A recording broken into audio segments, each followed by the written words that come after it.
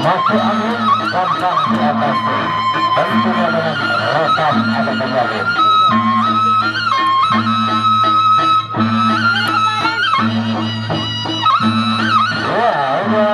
Hati-hati dari loting berapa benar bergurus dari beberapa Mataram sangat-sangat dan masuk dengan ditarik ronde yang bersama.